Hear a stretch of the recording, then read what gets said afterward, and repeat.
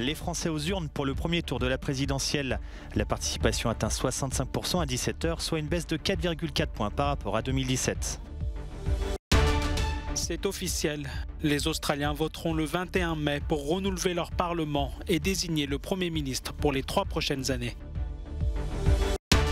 En Grèce, le club de Donetsk a disputé le premier match caritatif de sa tournée en faveur de la paix. Les bénéfices seront reversés aux victimes de la guerre en Ukraine.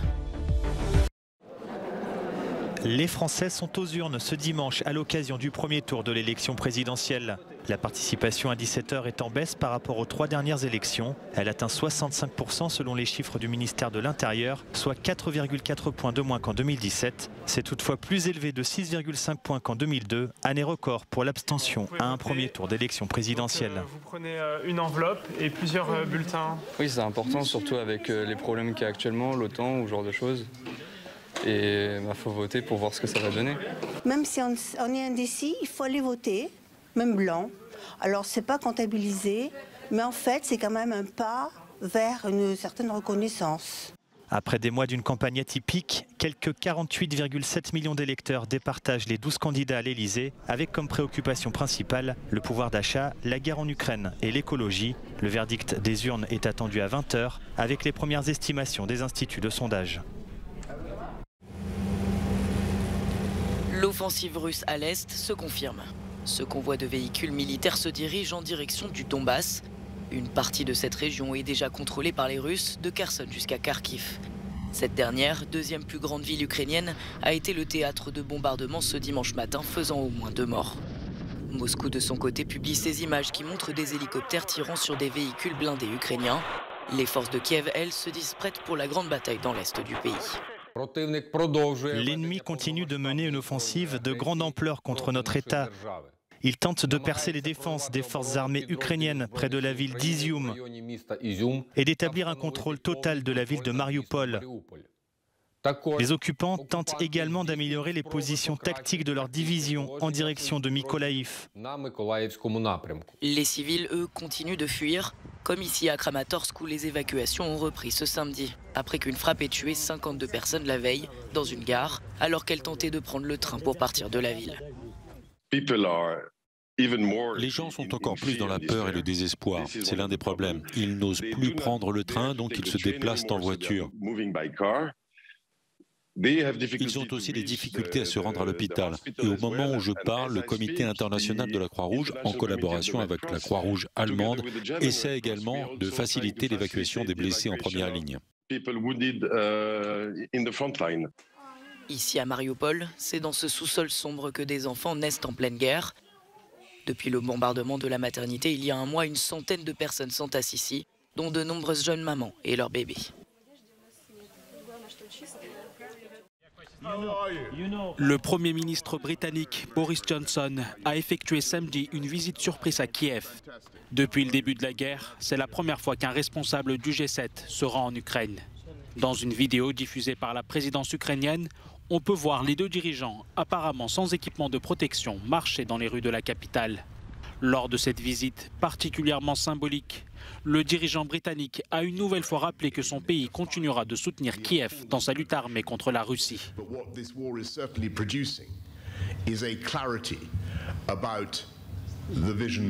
Cette guerre a permis de clarifier la vision d'un avenir où, avec des amis et des partenaires, nous, le Royaume-Uni et d'autres pays, serons capables de fournir les équipements, la technologie, le savoir-faire et le renseignement nécessaires pour que l'Ukraine ne soit plus jamais envahie.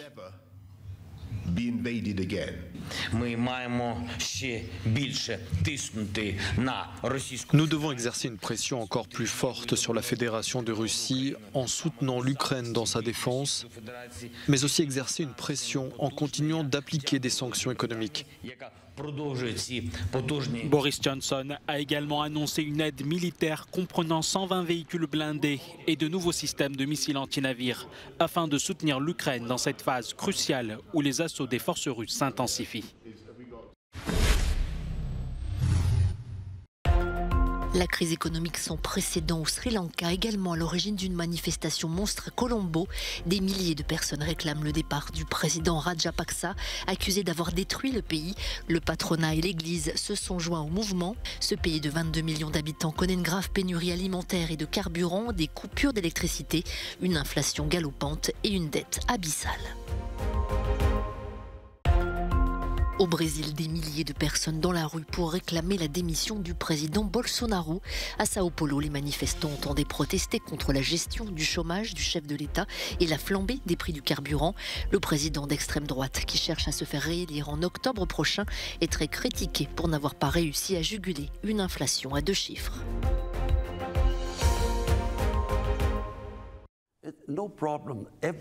Depuis l'indépendance du Pakistan en 1947, aucun Premier ministre n'a jamais réussi à aller au bout de son mandat. Imran Khan, ici à l'image, n'aura pas fait exception.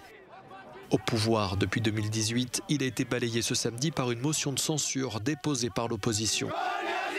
La semaine dernière, pourtant, après un coup de théâtre, il était parvenu à empêcher le vote de cette motion. Mais la Cour suprême a finalement exigé la tenue d'un vote. L'opposition n'a pas caché sa joie. Nous sommes réunis ici pour célébrer la victoire de la démocratie. Imran Khan a fait de fausses promesses, ils ont séduit le peuple avec de fausses promesses. Maintenant, son dernier moment est arrivé. Il avait pourtant dit qu'il se battrait jusqu'à la dernière balle. Aujourd'hui, nous pouvons le voir courir. L'ancien joueur de cricket avait en effet promis de se battre jusqu'à la dernière balle, dans une des métaphores sportives dont il a l'habitude. Imran Khan a appelé ses partisans à descendre dans la rue. Un moudjahid, un combattant de la liberté, vient et dit absolument pas et les choses s'arrêtent. Nous sommes mentalement préparés à cela, mais nous sommes très contrariés. Imran Khan voulait tirer cette nation vers le haut. Personne ne peut rivaliser avec lui.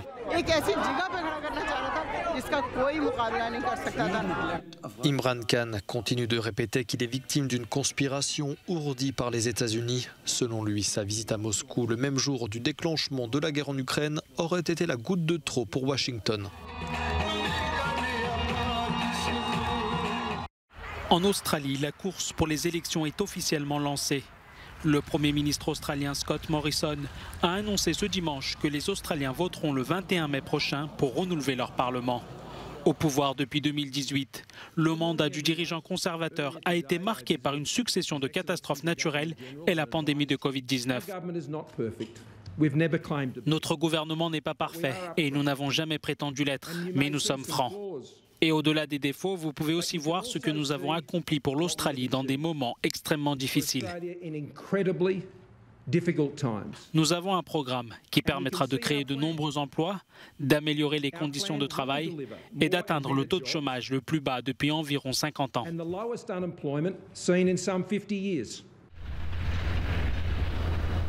Scott Morrison est notamment critiqué pour sa gestion des feux de forêt et de ne pas en faire assez pour lutter contre le réchauffement climatique.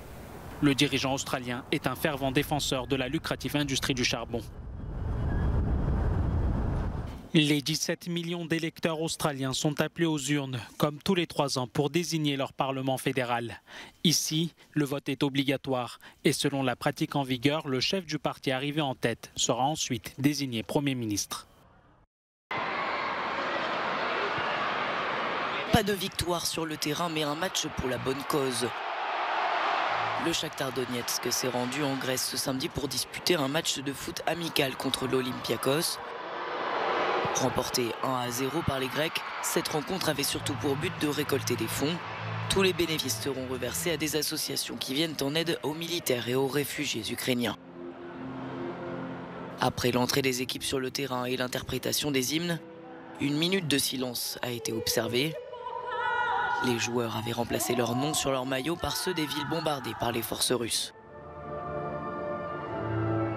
5000 spectateurs étaient présents dans ce stade pourtant doté d'une capacité de 32 000 places.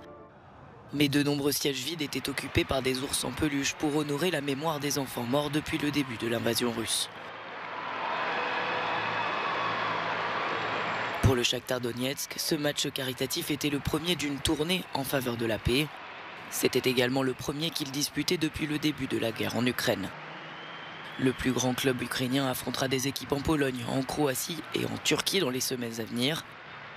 D'autres matchs amicaux devraient également être programmés.